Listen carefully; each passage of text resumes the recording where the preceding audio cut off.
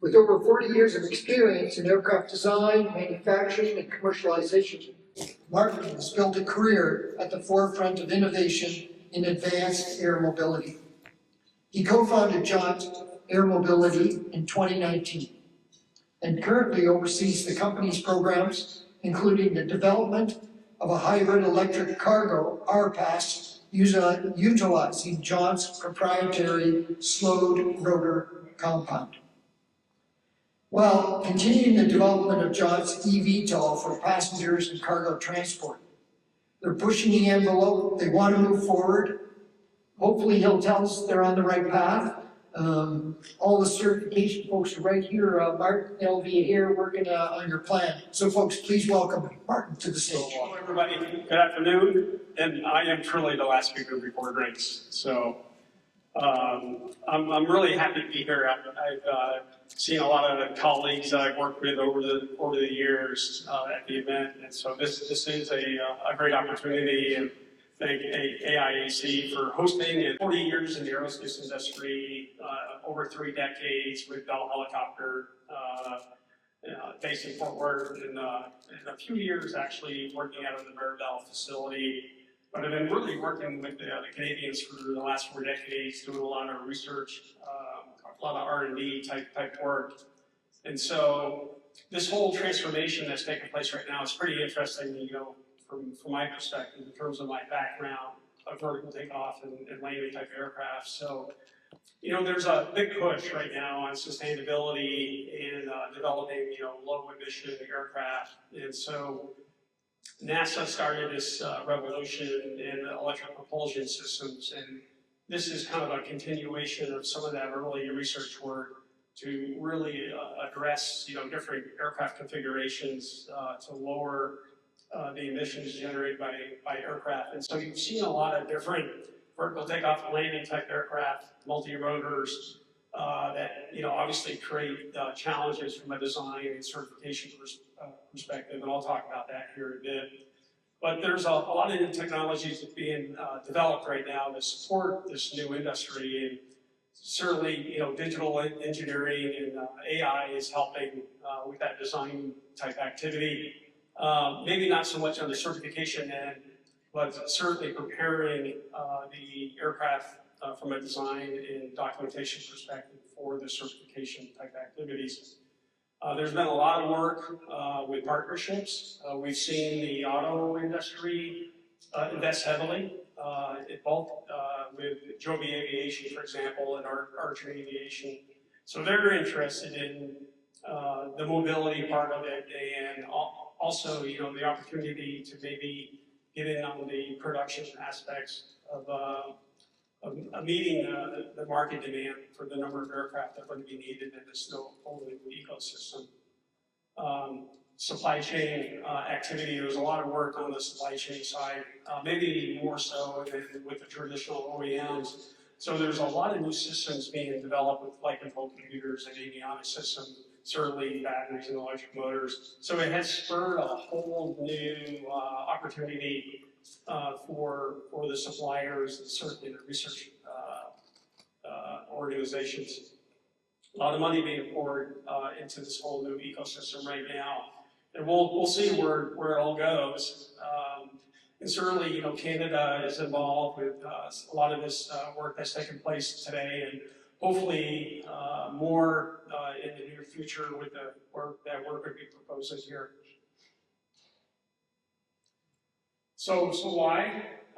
Basically, if you look at the market potential, there's a lot of studies that were done a few years ago looking at the market opportunity in terms of how big this whole new ecosystem is going to develop, and it's pretty significant. You know, some of the forecasts, you know, are saying the market's going to be a $100 billion market here in the near future. Obviously, that's got the interest of a lot of the investment money that's being poured into this whole new space right now. There's definitely a lot of different use cases. And if you look at both the electric and the hybrid electric aircraft configurations, there's certainly unique opportunity for both of those types of platforms. all electric aircraft have limited, payload range capability, but they can certainly move people across cities very easily. Whereas the hybrid electric type aircraft can give you, much greater payload range capabilities and unique mission requirements that are kind of served today by the rotorcraft industry.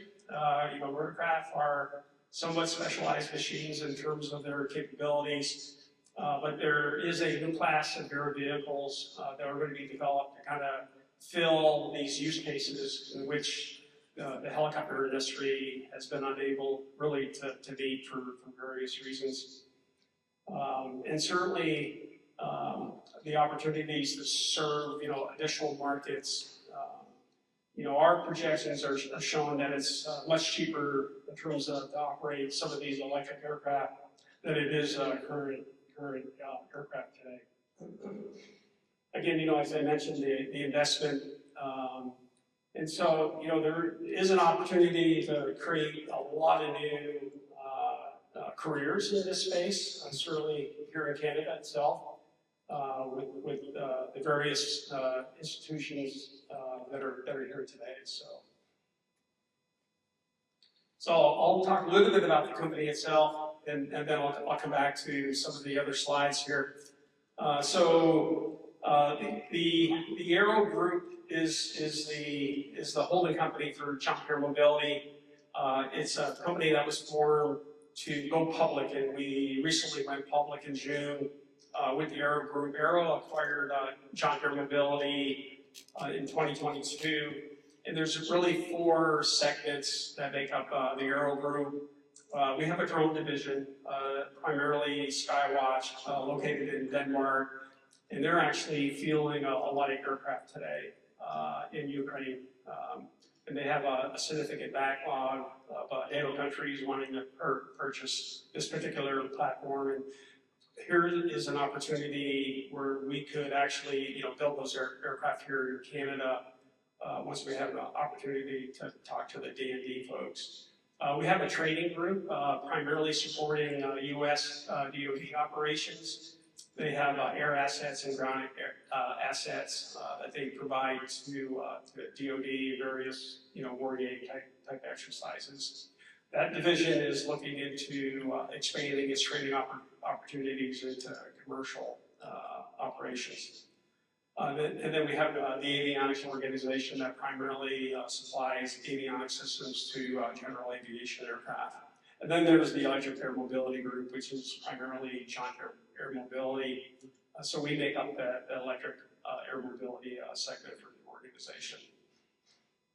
So Jaunt, we are headquartered in Dallas. We formed the company in 2019. I'm one of the co-founders of the company.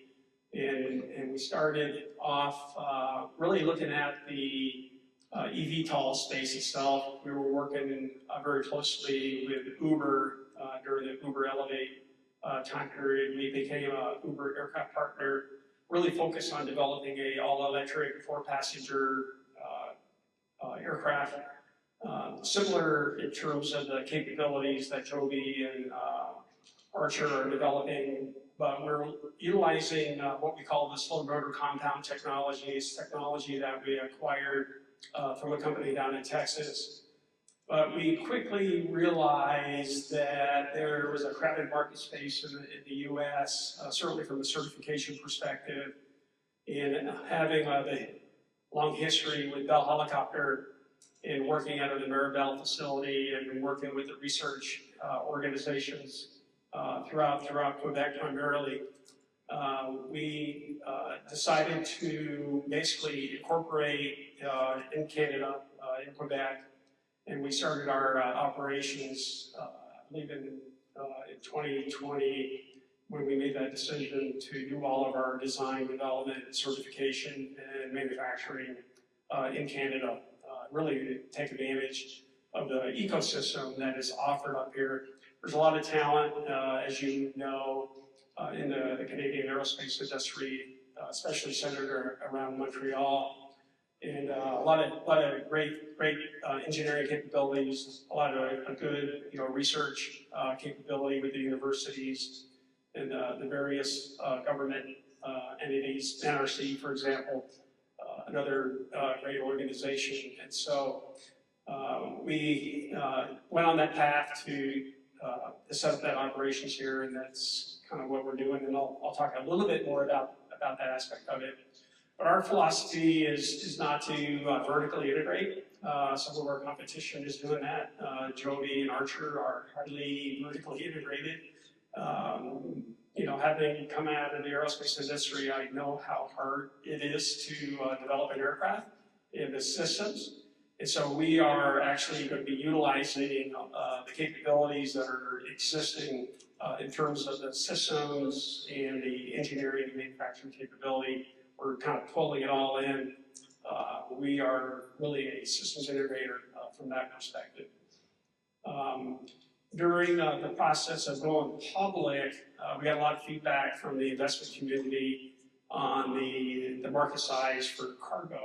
And of course, you know, originally we were targeting that passenger all-electric aircraft. And so we are going to be developing basically an RPAS cargo aircraft. And I got a picture of that coming up here shortly that we can talk about here.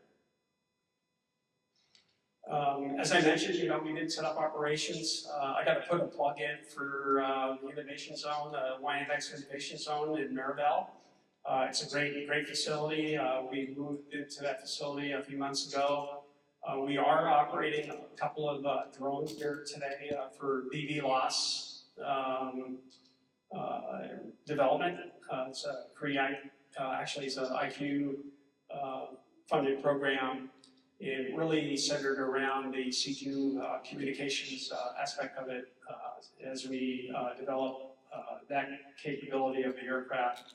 But it's a great location, obviously a lot of companies in the area, and so we're happy to be there today. And we'll expand in that facility as long as we can. So this is the what we call the J46. It's a designation that we gave the aircraft. It's one of many designs that we looked at.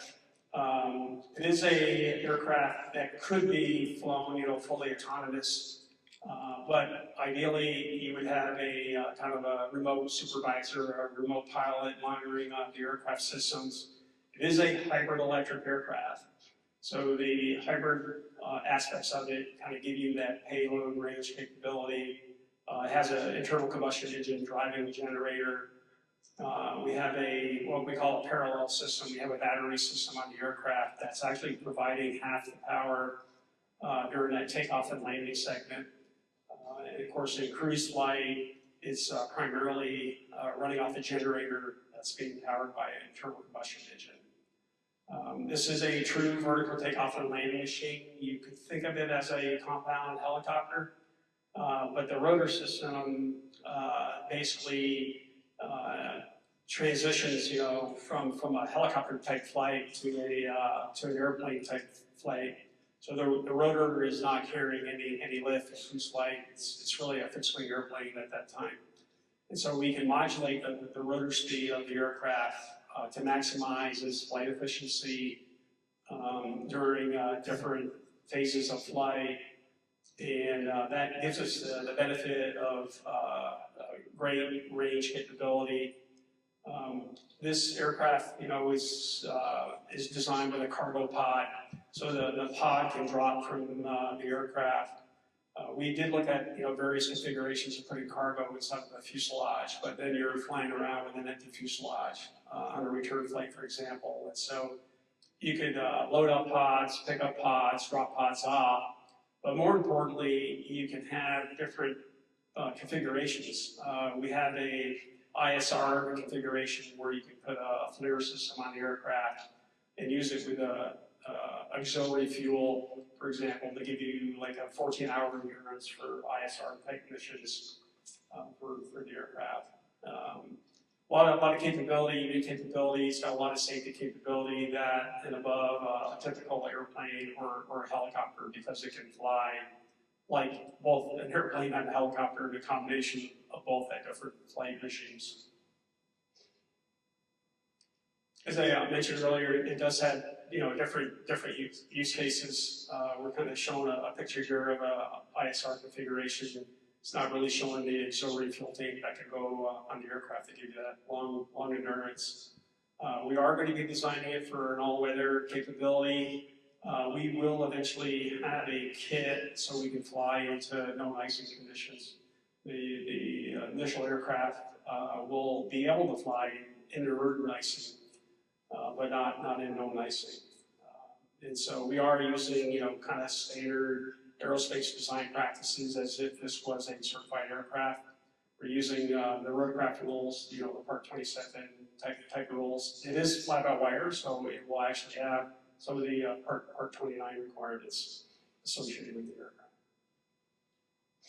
So this is the all-electric Jaunt journey. This is what we were originally looking at developing when we were working with Uber quite closely.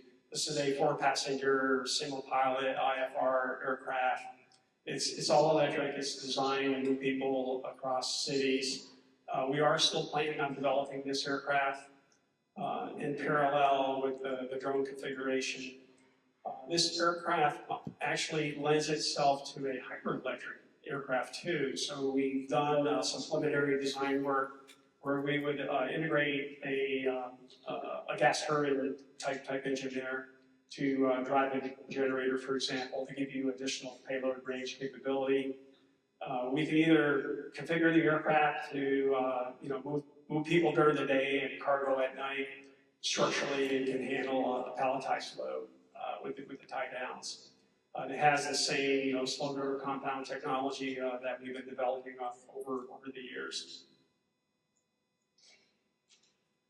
So just kind of looking at the gaps here. So it's pretty difficult to do a clean sheet aircraft design, even a conventional fixed-wing airplane or rotorcraft or helicopter. It is a long journey, a big investment. And when you start onboarding a lot of different technologies in which the authorities are not familiar with, it definitely requires a lot more analysis and testing. And so the certification gap is closing, but there's still a gap there. And there was big changes in the U.S. with the FAA. Originally, Joby was trying to pursue a fixed-wing Part 23 path, but the authorities quickly realized, hey, this is a vertical takeoff and landing machine similar to a rotorcraft, and so they're certifying now under the powered lift category of the 2117B, and in fact, there hasn't been an aircraft certified under 2117B. The original aircraft that was targeted was the Bell 609 tilt rotor, which is still in development and certification after how many decades here now? 3 decades, I think. I worked that program for a period of time. The other challenge, certainly for some of these aircraft configurations, is the battery energy density. Lilium, as you know, unfortunately couldn't make it. The configuration of that aircraft required batteries that needed to have a lot more energy capability and deliver that energy for over a short period of time during that takeoff and landing phase. And so this is a challenge for the entire industry. And this is where the hybrid electric configurations can benefit to kind of fill that gap for a period of time. They'll probably will always be a use case for a hybrid electric aircraft, certainly for military applications.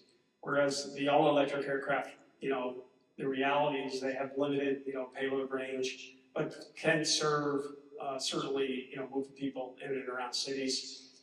The vision of having, hundreds and thousands of these aircraft flying around is going to be a challenge for air traffic control. And, a lot of people have talked about different solutions, but there really isn't a solution in place yet.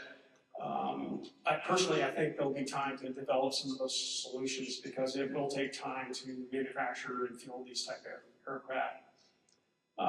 The Canadian supply chain, right now there is some fragmentation in terms of, the support developing some of these technologies and, getting the workforce ready. Certainly the universities are churning out engineers now that are working on some of these programs in terms of electrification. And quite a bit of money, from a research perspective going into that particular area here. But, all of these problems can be solved with enough time and enough money. And, fortunately, Canada has a lot of capabilities here. And the government, does a great job in terms of funding the fundamental research that's needed to make this successful, which is one of the reasons why, we're based out of Montreal to work these problems. So that was it. I'll left some time here to take a few questions. Two questions, if I may. The first one is, there's a whole bunch of people in the and there's big companies that, Lilium just went by the wayside working in this domain. So what's your sense? There's a large number here. What's your sense on how that's going to map out with the various companies that are in place, significant number? And when do you think we're going to see the first one in operational use? Yeah, that's a really, really good question. I've always been pretty pragmatic. I've been asked that question now for the last several years, and coming out of the rotorcraft industry and going through the certification process, it's not easy for conventional aircraft. And when you have a new aircraft configuration with multiple propellers, for example, and looking at the failure modes, you got to get the authorities comfortable that the system's been designed to handle the failures, and that takes a lot of time, a lot of flight test time to prove out that the aircraft is really truly airworthy to get that final ticket from the authorities. And so it takes a lot of money, and Joby and Arthur, they're spending a lot of money doing that. Beta started off, for example, with the vertical takeoff and landing, and they realize how hard that is, and they're certifying a conventional aircraft now, what we call a CTOL, a conventional takeoff and landing aircraft, like Part 23, for example. In order to basically, get the company well established and get a production environment engineering organization before they take on that vertical takeoff and landing element of it. But I think, it's going to be, unfortunately, several more years before they get through that design and development period, before they can actually build an aircraft. So you can develop and certify an aircraft, but it's another challenge to actually put it into commercial operations. You've got to have operators that can operate these aircraft on a day-by-day basis and maintain and make money flying these aircraft. And so that is a challenge in itself.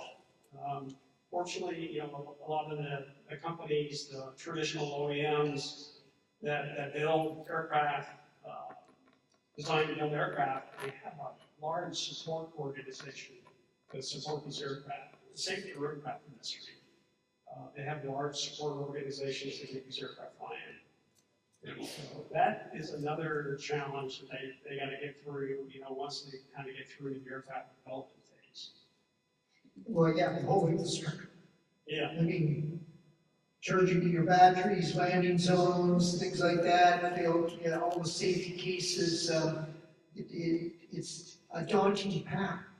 But like our CEO, Mac Robert from CAE said, we got to be bold and we have to move forward. So as a Canadian, if I'm an investor, when am I going to see my return on investment? Well, if you invest with Jaunt Air Mobility, you'll see it pretty quickly, because we're planning on actually fielding our drone system in a couple of years. We hope to actually deliver aircraft at the end of 2027. And if you wait a little longer, you'll see the air taxi. Now we have the advantage, because our aircraft is more traditional, we can certify under existing rotorcraft rules. So I had conversations with Transport Canada, our friends here, to certify under existing Part 27 and Part 29 aircraft rules. And EASA, their special condition, views our aircraft as a rotorcraft. Even though it's a compound rotorcraft with wings, we'll have special conditions, of course, because of that. Well, Mark, we wish you well. We know it's a tough path, but you gotta have the imagination and the will, and we hope that that works through, and we're glad you're doing it in Montreal. Yeah, thank you. Okay. Appreciate it. Thanks very much. Yeah, thank you. Okay, folks.